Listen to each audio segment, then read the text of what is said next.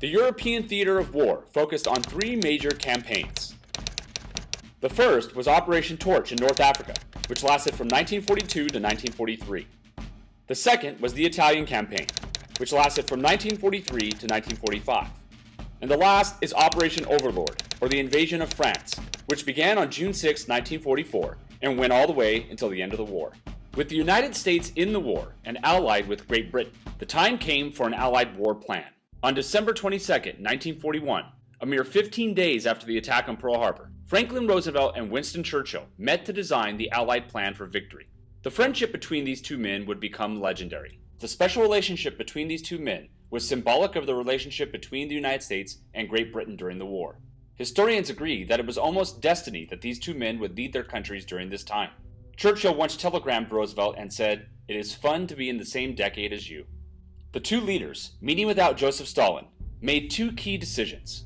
First, Adolf Hitler and Nazi Germany was the biggest threat, and therefore the defeat of Germany and Italy in Europe was the Allies' priority. Second, only unconditional surrender of the Axis powers would be accepted. All the chips were in the game at this point. It was either total victory or total defeat, but the war would not end under any terms other than ultimate surrender. This ensured that Hitler and Mussolini would not remain in power once the war was won. The United States and Great Britain deeply distrusted Joseph Stalin and the Soviet Union. However, each of the three countries had a common enemy in the Axis powers. As a result, despite this deep distrust, the United States and Great Britain decided to ally with the Soviet Union to form the Allied powers. With the alliance of the United States, Great Britain, and the Soviet Union, the Allied powers can now counter the Axis powers in every theater of war. The longest-lasting battle of World War II was the Battle of the Atlantic. This military campaign lasts from 1939 to 1945 and was fought over control of shipping lanes in the Atlantic Ocean. Hitler knew that if the United States was able to ship supplies to the Allies, it would make the task of defeating the Nazis much easier. Hitler's goal was to starve out the British and the Soviets and prevent the Allied forces from supplying a landing in Europe. The entire Battle of the Atlantic was fought in the oceans between Nazi U-boats and the Allied forces. Nazi U-boats would form wolf packs, in which groups of U-boats would hunt together to take out cargo ships supplying Europe. In order to combat this, the Allies used the convoy system. The convoy system is when destroyers would accompany cargo ships in order for protection. These destroyers could hunt down U-boats and protect Allied cargo ships. The Allies were able to overcome these Nazi wolf packs and create a safe journey to Europe to supply the war. With Hitler breaking a non-aggression pact with Stalin, he invades the Soviet Union, and this is known as Operation Barbarossa. By the spring of 1942, after a bitter winter, the Nazis easily rolled through the Soviet Union, took on the Soviets at the Battle of Stalingrad. Hitler wanted to seize Soviet oil fields and crush the industrial city of Stalingrad. An extra incentive was that this city was named after the Soviet Union's premier, Joseph Stalin. This would be a key propaganda victory for the Nazis. The Nazis had rolled through Stalingrad, and the Soviets were on their heels. The Germans seemed unstoppable. The Soviets dug in their heels and did not want to surrender the city. By September of 1942, the Germans had 90% of the city when the winter set in. With the Nazis stopped, the Soviet Red Army rushed in reinforcements for a counterattack. Surrounded, frozen, and starving, the German troops ended the siege, and they surrendered. Stalingrad was a turning point on the Eastern Front. This victory ended Hitler's hopes for conquering the Soviet Union. With the Eastern Front in turmoil, the Allies met to discuss the invasion of Europe. Joseph Stalin pushed for a direct assault by the United States and Great Britain through an invasion of Western Europe and Northern France. He hoped that by opening a Western Front against Germany, it would relieve the pressure on his army in the East. Germany would have to divide their forces to defend their western and eastern border. However, FDR was unsure of the untested American troops, so another front was agreed upon, which leads to Operation Torch in North Africa. In the fall of 1942, Allied forces invaded the countries of Morocco and Algeria in northern Africa. This would become the first real combat test for American troops in the European theater in World War II. The North Africa campaign mostly consisted of tank warfare, and U.S. troops were led by the unstoppable General George S. Patton Jr. Patton is known as one of the greatest generals in American history.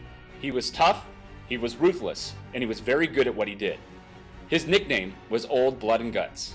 General George Patton would lead America's 7th Army against Germany's Afrika Korps, led by General Erwin Rommel.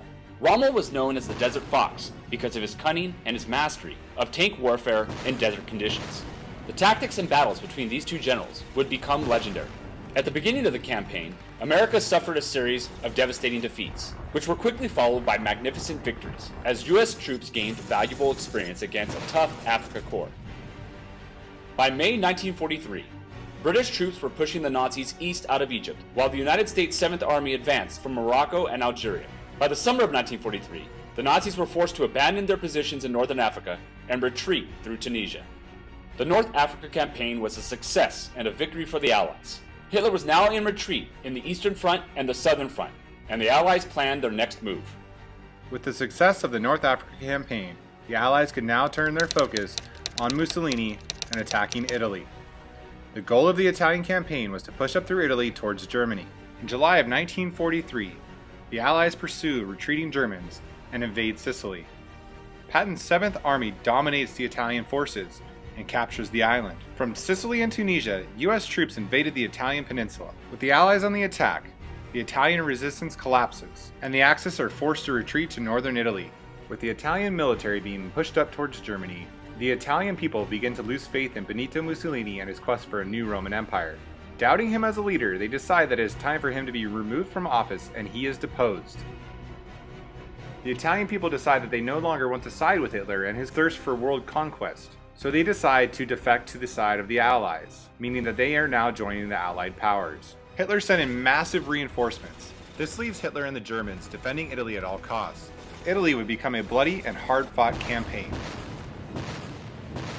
By December 1943, with Hitler trying to reinforce Italy in a bloody stalemate, and his troops in full retreat in the east, the Big Three, Roosevelt, Churchill, and Stalin, met in Tehran, Iran, at the Tehran Conference.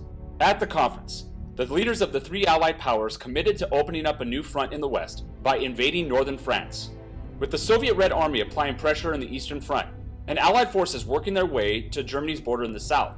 The Allied powers decided that the time had come to invade northern France and therefore open up a new front in the west, thus surrounding Hitler on three sides. From here, the pressure could be applied to finally end the war in Europe. But the invasion of Western Europe would not be easy. It would require a large sacrifice, and success was by no means assured. It would require the courage and the sacrifice of the greatest generation to successfully pull off this invasion, to achieve victory and bring peace back to Europe and the rest of the world. The sacrifices would become graver, and the stakes would become higher in the days to come if the Allied powers were to defeat Hitler and win World War II.